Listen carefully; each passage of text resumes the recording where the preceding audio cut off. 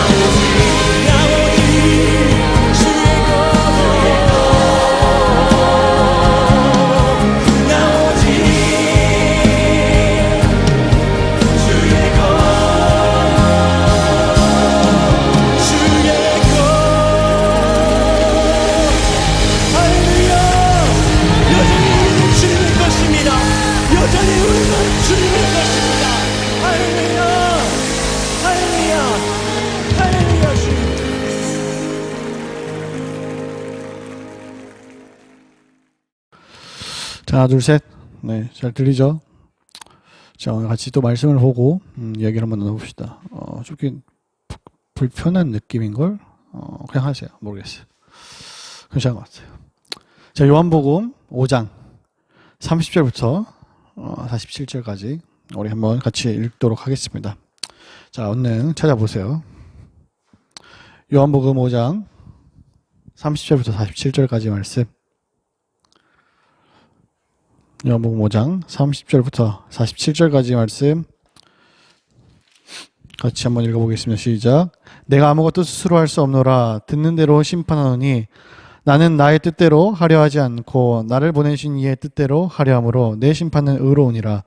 내가 만일 나를 위하여 증언하면 내 증언은 참되지 아니하되 나를 위하여 증언하신 이가 따로 있으니 나를 위하여 증언하시는 그 증언이 참인 줄 아노라. 너희가 요한에게 사람을 보내어 요한이 진리에 대하여 증언하였느니라. 그러나 나는 사람에게서 증언을 취하지 아니하노라. 다만 이 말을 하는 것은 너희로 구원을 받게 하려 함이니라. 요한은 켜서 비추이는 등불이라.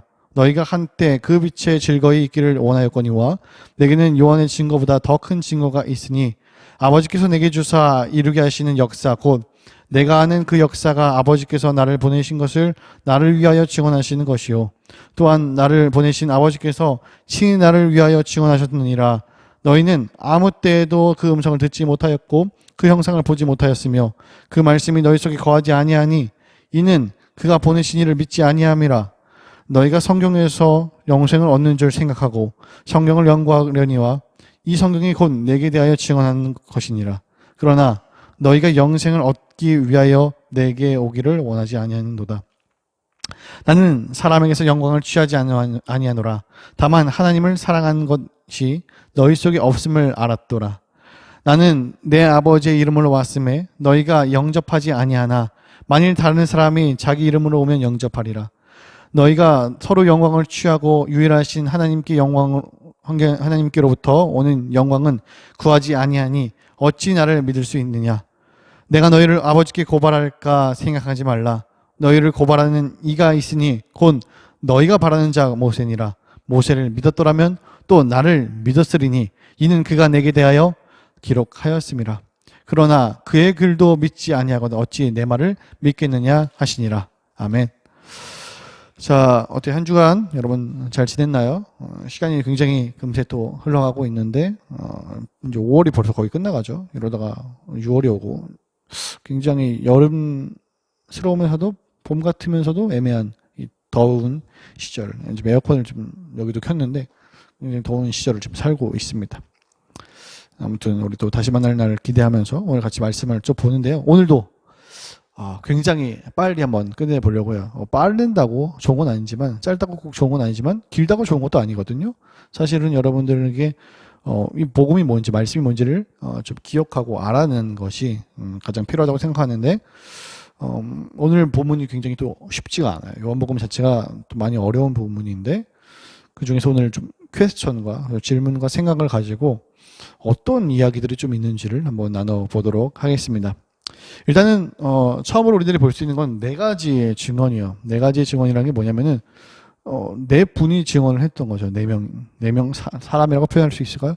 네 가지의 증언이라고 하는 게 맞겠네요. 네 가지의 증언을 통해서 누굴 증언할까요? 누구? 예수 그리스도를 증언하고 있죠. 그래서 예수 그리스도를 증언을 이렇게 속속속속속속 하고 있는데 이 내용을 우리가 한번 살펴보도록 하죠. 일단 첫 번째로는 누가 예수님을 증언하냐 봤더니 하나님이 증언을 한다라고 얘기를 해요. 우리가 이걸 또 보기 전에 좀 생각을 해볼 필요가 있어요. 뭐냐면 왜 갑자기 증언에 대한 이야기가 나왔을까? 지난주에 무슨 얘기했는지 기억이 당연히 눈꼽만큼도 안 나겠는데 지난주에 보면은 이제 행위하고 심판에 대한 이야기를 나오고 그리고 그 전에 보면은 38년의 병자에 대한 이야기가 나왔었죠. 그래서 안식일에 대한 주제 있고 예수님 죽이려고 하고 뭐 이런 내용들이 쫙쫙쫙쫙 흘러갔었습니다. 자, 그러고 난 다음에 증언에 대한 이야기가 나온 거야. 그러니까 이 유대인들한테 계속적으로 말하는 거죠. 무엇을 말하느냐? 지금 너희가 지금 안식일에 내가 고친다고 해서 너희가 나를 죽이려고 하는데 사실은 성경에서 끊임없이 누구에 대해서 얘기해요? 예수님에 대해서 얘기하고 있는데 너희가 그렇게 성경을 중요하고 안식일을 중요시하는데 안식일의 주인인 나를 지금 뭐예요? 핍박하고 제대로 보지 못하는 너희들의 상태가 대체 어떤가에 대한 이야기를 하고 있다. 오케이? 요 얘기가 지금 포인트입니다. 그래서 네 가지의 증언을 통해서 예수님이 누구신지에 대해서 예수님이 누구의 증언을 받고 있는지에 대해서 얘기하면 첫 번째로는 하나님이죠. 사실 하나님의 증언이 가장 중요한데 그들은 무슨 사상이냐 그러냐면 유일신 사상이요. 유대인들에게는 단 한 명, 유일한 신인 하나님만을 섬겼었죠. 그런데 이 하나님이 증언을 하신단 말이에요. 예수님에 대해서. 그러면은 지금 이 예수님을 믿어야 되는 거죠. 그런데 이 사람들이 믿지 않죠. 굉장히 아이러니합니다. 아무튼 첫 번째로는 하나님이 예수님에 대해서 증언을 하는 부분을 우리들이 볼 수 있고요. 두 번째로는 세례 요한이 증언을 했죠. 세례 요한은 특별히 예수님에 대해서 신발끈도 내가 감당할 수 없다 이렇게 얘기해요. 그는 흥하고 나는 쇠하여야겠다 이런 얘기를 하면서 세례 요한 그렇게 그들이 선지자라고 얘기했던 그 사람이 얘기했던 그 사람이 누구냐 바로 예수 그리스도다. 요 얘기를 하고 있다는 거. 세 번째로는 예수 그리스도의 행적입니다. 그분이 어떻게 하셨죠? 지금 물이 변해 포도주 된 사건이라든지 니고데모 여러 가지 사건들을 엄청 많이 겪고 왔었죠. 이런 예수님의 이적과 행적, 솔직히 여기 성경에 다 소개가 되지 않겠지만은 더 많을 거라고 생각해요. 그러면 끊임없이 그들이 봤었지만은 이것을 보면서 누구인지를 깨달아요? 이분이 하나님의 아들 예수구나 라는 것을 깨달아야 된다는 거죠. 이적과 행적을 볼 수 있고요. 자, 마지막 네 번째는 하나님의 말씀, 성경인 거죠. 하나님의 말씀을 통해서 끊임없이 누구에 대해서, 예수님에 대해서 증언을 하고 있다. 그래서 사실은 이 증언을 받아들여서 이들이 믿어야 되는 건데 두 번째로는 그들은 어떻게 하냐면 거부하는 거죠. 거부합니다. 왜 거부를 할까요? 그런데 왜 거부를 하게 될까요? 오늘 본문을 따르면요. 42절 볼래요? 다만 하나님을 사랑한 것이 너희 속에 없음을 알아노라. 그러니까 그들은 뭐가 없어요? 하나님을 사랑하지 않아요. 하나님을 사랑하는 마음이 그들 마음에 없어요. 근데 그들 마음에 뭐가 있냐면 율법을 지키고자 하는 마음. 그래서 그때 그런 얘기 했었던 것 같은데 율법을 막 지키기 위해서 장로들의 전통을 점점 쌓아 올리는 거야. 그러니까 예를 들어서 금식 하루만 하면 돼요. 근데 야 작년에 하루 했잖아. 우리 유대인 말이 됨? 내년에 이틀 해. 아니 내년 3년 이런 식으로 3일. 그러니까 점점 금식의 숫자를 늘려면서 나는 대단해 나 개점 이러면서 얘기하는 거죠. 이런 그들의 그런 좀 말 같지도 않은 자신을 드러내려고 했던 자신의 영광을 취하려고 했던 하나님을 사랑하는 것이 아니라 자기의 이름을 높이고자 했던 그들의 그런 모습들이 어때요? 굉장히 웃기죠. 그래서 그런 모습을 보면서 하나님을 거부했다는 것을 우리들이 볼 수 있고요. 또한 되게 재밌는 건 뭐냐면 그렇게 믿던 모세가 고발한다는 내용이 성경의 말씀에 예수님의 이야기를 통해서 쭉 소개가 되어 있어요. 이게 갈라디아서나 이렇게 많은 본문들을 보면은 자신들의 그 유대인들의 그 선민 사상 중에서 뭐가 있냐면 나는 모세의 후예, 나는 아브라함의 후예, 이런 마인드가 있어요. 나 할례 받은 백성, 나 개좀, 나 같은 사람 어디 있음, 이런 식의 생각들을 갖고 있었단 말이에요. 그런데 그런 모세는 율법의 대표자입니다. 그런 율법의 대표가 너희들이 그렇게 믿었던 율법을 얘기했던 그 사람조차 너희를 고발할 거다. 너희는 율법의 정신이 없고 율법을 문자 그대로 지키려고 하는 악독한 놈들이다.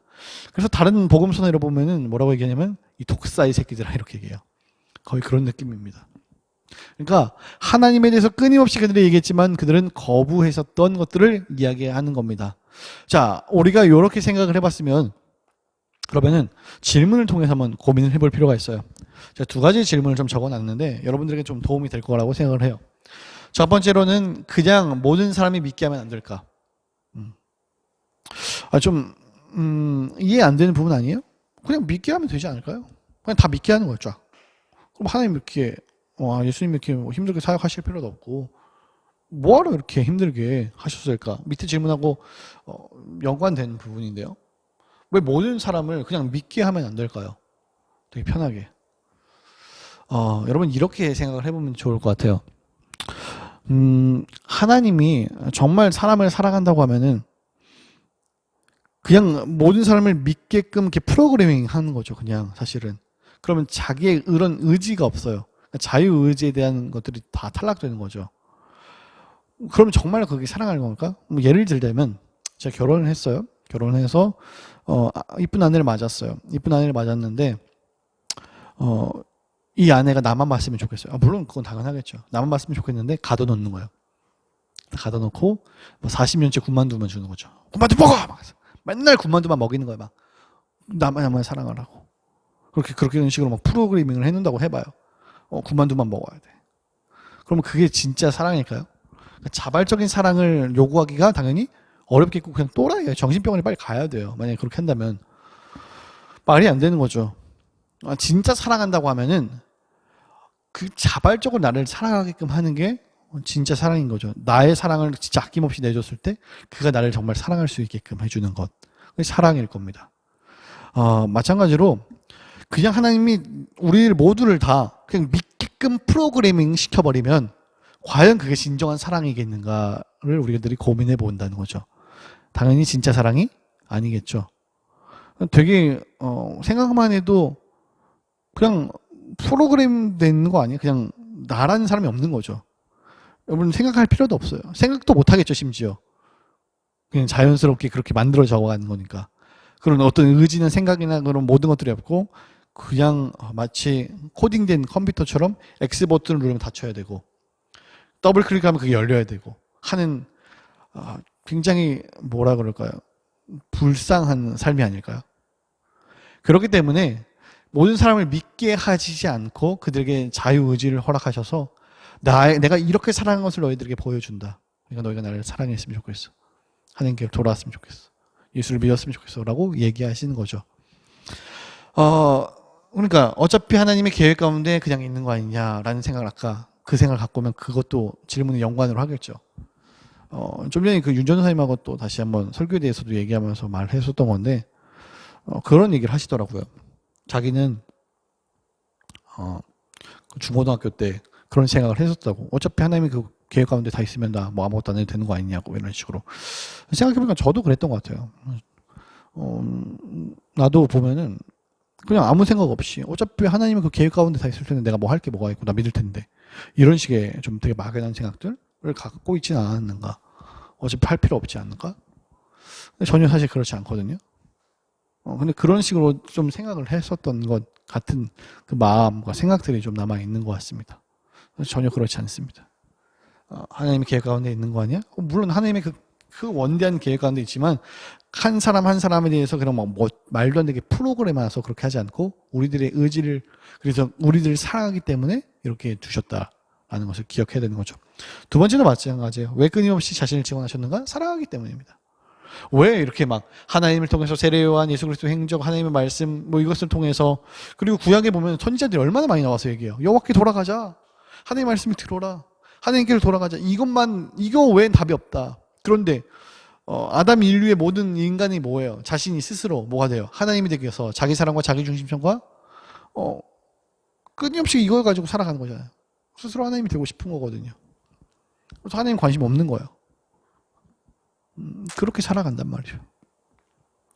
그런데 하나님은 그게 아니다. 마치 아이폰이 고장나면 애플에 가면 돼요. 뭐 갤럭시가 고장나면 삼성으로 가면 돼요. 제일 문제가 있으면 고친 곳으로 가야죠. 맞는 곳으로 가야죠. 우리를 만드신 분이 하나님이라면 우리가 문제가 생기면 하나님에게로 가는 거죠. 그러니까 왜 하나님은 증언하셨는가 자기를? 그분이 하나님이면 우리 만드신 분이 하나님이셔서 우리에게 하나님에게로 가라는 거죠. 우리가 그 하나님께로 가라는 거죠. 그분을 바라보고 믿고 나가라는 겁니다. 그래서 오늘 본문의 쭉 얘기가 이거예요. 하나님은 끊임없이 증언하셨지만 그들은 거부했다. 우리들에게 지금 뭘 얘기하는 걸까요? 우리의 선택과 우리들의 생각을 갖고 하나님을 바라봐야 된다는 겁니다. 이것에 대해서도 참 고민과 생각이 많아요. 우리가 그럼 되게 중요한 거 아니야? 우리가 다 한 거네? 라고 생각하기에 앞서서 이렇게 생각을 해봐야 될 것 같아요. 하나님은 이미 말도 안 되는 은혜를 우리들에게 주셨어요. 그렇죠? 예수님을 주셨고 그 십자가를 통해서 우리를 구원하기로 작정하셨고 우리가 정말로 예수 그리스도 안에 거하기를 원하시는, 그래서 요한복음 3장 16절이 뭐예요? 하나님께서 세상을 이처럼 사랑하사 누굴 주셨어요? 독생자를 주셔서 이를 믿는 자마다 멸망치 않고 구원을 얻게 하려는 게 하나님의 원대한 계획인 거죠. 그래서 그분을 믿고 바라봤을 때에 주님께로 나갈 수 있는 통로가 열리고 하나님께로 나가는 유일한 방법과 방식이 된 거잖아요. 그런 거죠. 그분을 믿고 나아가는 것.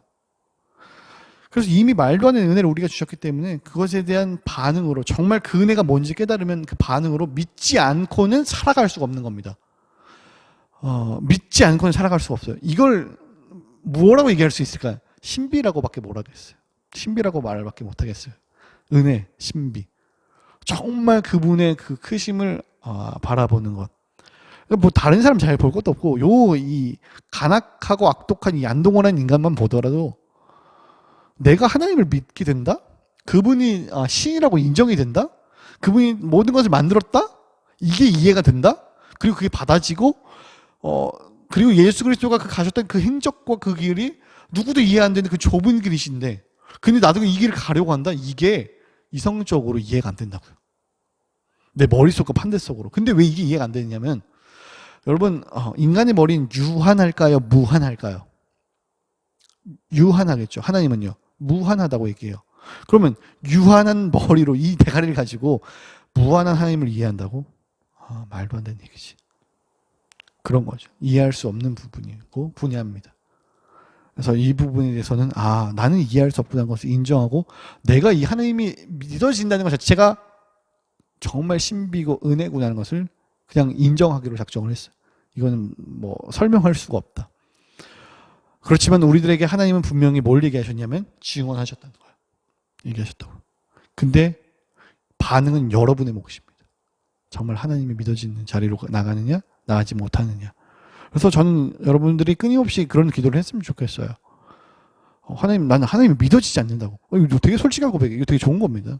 아니, 도무지 믿어지지가 않는다고. 다가올래야 다가올 수가 없고 이해가 안 된다고. 그런데 하나님이 믿어지는 그 마음을 허락해달라고. 그 은혜가 내게 임하게 해달라고. 그 신비가 뭔지 좀 깨닫게 해달라고. 그래서 그 말씀을 보고 그 하나님의 말씀대로 거하고 날 때 어떻게 얘기할 수 있겠어요? 솔직히 지금 강도사지만 전도사 강사 목사가 되는 이걸 왜 하겠어요? 그 신비가 이해가 됐기 때문이에요. 그래서 여러분들도 지금 중고등학교라는 이 시기에서 이 하나님의 놀라운 섭리를 이해하게 된 날이 왔으면 좋겠어요. 정말 그 은혜가 여러분들한테 넘칠 때 이게 진짜 하나님 외엔 답이 없구나. 이 땅 끊임없이 피라미드 세워놓고 내가 1등 가려는 그런 사회가 아니라 서로 사랑하고 용납해주고 안아주고 하는 이 하나님 나라의 놀라운 법칙과 이야기들이 마음 안에 다가와서 그렇게 살아내는 저와 여러분들, 그 은혜가 여러분들 가운데 가득 넘치는 복된 또 일주일의 삶이 됐으면 좋겠습니다. 기도하겠습니다. 아버지 감사합니다. 특별히 오늘 좀 어렵지만 증언과 이 거부 그리고 우리들의 또 선택 여러 가지에 대한 부분을 나눴습니다. 솔직히 이해할래야 이해할 수 없는 이런 상황 속에서 하나님의 그 섭리가 이해가 되고 하나님의 은혜가 이해가 되고 그 하나님의 신비가 이들 가운데 다가올 수 있는 귀한 시간이 되겠으면 좋겠습니다. 가장 중요하고 또 많은 고민을 할 중고등부 시기에 이제 대학을 가고 20살이 되면 부모님의 품을 떠나고 각자 또 삶의 자리로 나갈 텐데, 이 놀라운 이야기들이 이들의 마음 가운데 평생토록 기억나게 도와주시고, 이들의 삶 속에서 주님을 또 간절히 붙잡으며 나갈 수 있는 귀한 성숙한 사람들이 될 수 있게끔 인도하여 주시옵소서. 남은 또 일주일의 또 삶 속에서 하나님을 높인다는 것이 무엇인지 깨닫게 도와주시며, 그 증언하신 그 말씀 가운데 거하는 귀한 믿음의 사람들이 되게 하옵소서. 감사합니다. 예수님의 이름으로 기도합니다. 아멘. 20분이 아직 안 됐어요. 원래 설교하면 딱 20분 됐던 것 같은데, 조금 하다 보니까 흥분해갖고 길어지긴 했지만, 여러분들, 또 일주일의 삶을 또 멋지게 살아가시고, 같이 또 만날 날을 고대하면서 또 한 주간 화이팅 합시다.